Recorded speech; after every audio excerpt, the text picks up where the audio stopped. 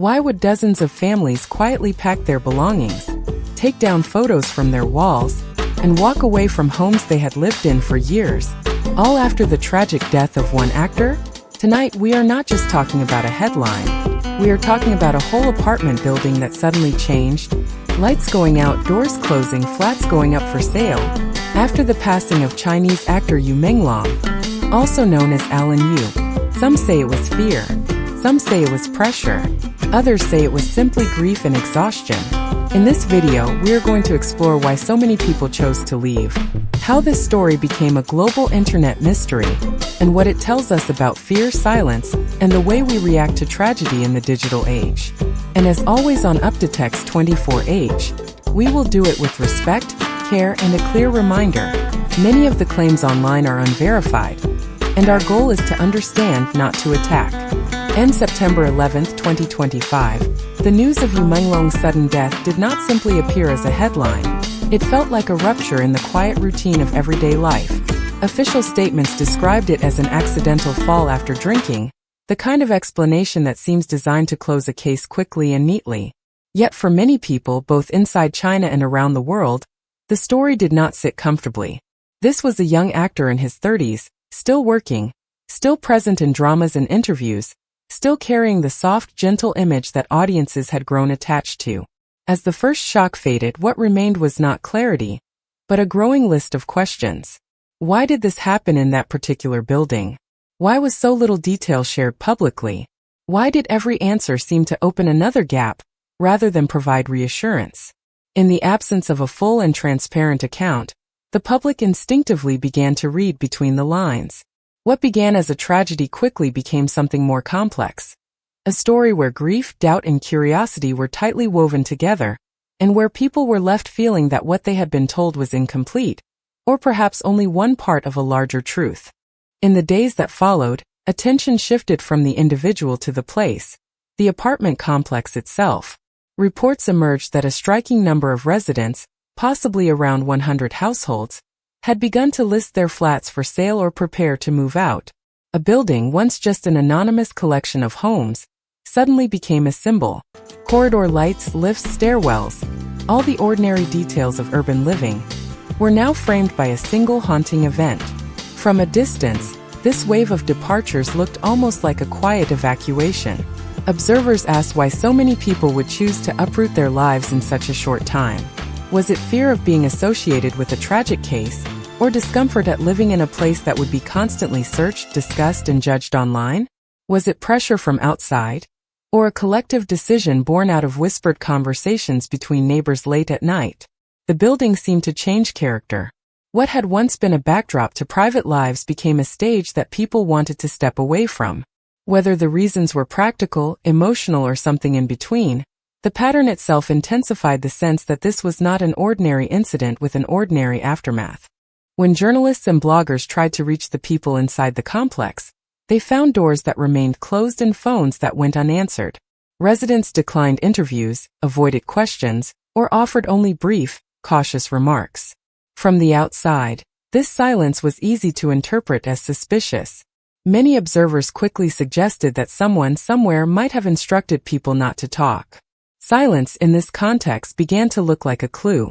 Yet silence can mean many things. For those living there, the building was not a crime scene or a story. It was their home.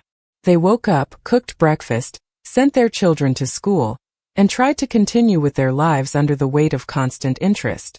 Media attention can be invasive, even when it is polite. The fear of saying something that might be misunderstood or endlessly repeated online is very real. In situations like this, keeping quiet can be an act of self-defense rather than complicity.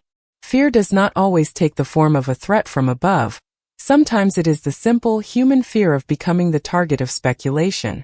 In that sense, the silence of the residents may reveal less about a hidden order and more about how fragile ordinary people feel when the world suddenly turns its gaze upon them. As real-life voices diminished, the digital world filled the empty space. Online platforms, from forums to short video apps, became arenas where every rumor, screenshot, and second-hand story could be amplified. Claims about gatherings, unnamed groups of influential people, and alleged recordings began to circulate at high speed. Each thread, Each post acted as another strand in a growing web of speculation. The boundaries between what was reported, what was assumed, and what was imagined started to blur. This is the nature of an internet storm. Emotion often moves faster than evidence. People share not only what they know, but what they feel, fear, or suspect. Some are driven by genuine concern, others by the desire to be first, to be loud, or simply to belong to a conversation that everyone seems to be having. In this environment, fragments of information can be rearranged into compelling narratives that feel true, even when they are not fully verified. What makes this powerful is not just the content itself, but the way it resonates with collective unease. The more incomplete the official story appears, the more attractive these alternative versions become. Reality and rumor do not sit side by side.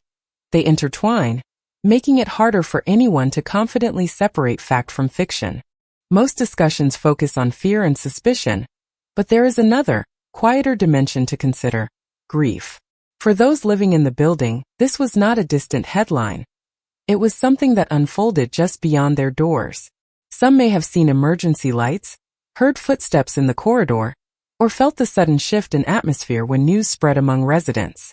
In such spaces, the physical environment becomes emotionally charged. A particular floor, a certain corner, even the sound of the lift can evoke an uncomfortable memory. Choosing to move out, therefore, may not always be a response to hidden threats or external pressure. It can also be a way of reclaiming peace. Families may decide that they do not want their children to grow up with constant questions about that night.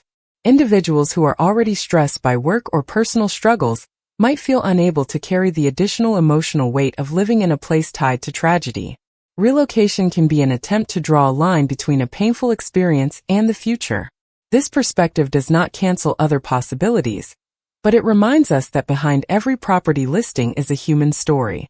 Sometimes the most important reason for leaving is the simplest one: the desire to breathe more easily in a different place. Beyond the building and the rumors, there is a person whose life and work touched many people. Menglong was known for his roles in romantic and fantasy dramas, but for his fans, he was more than a name in the credits. He represented a certain softness on screen, a calm presence, a quiet sincerity, a sense of warmth that felt rare in an industry often associated with glamour and pressure. When news of his death spread, viewers around the world did what people now instinctively do. They returned to his performances. Clips were shared, favorite scenes replayed, and comment sections filled with messages of gratitude and farewell. This response reveals something important. While arguments online can become heated and speculative, the emotional bond between an artist and their audience is deeply genuine. Fans in different countries, cultures, and languages found common ground in their sadness and in their memories of how his work made them feel. His legacy, therefore, is not defined only by the circumstances of his passing, but by the comfort, inspiration, and escape he offered to millions of people. In the middle of confusion and debate, remembering that human connection is a way of honoring what he gave, rather than reducing him to a symbol of mystery.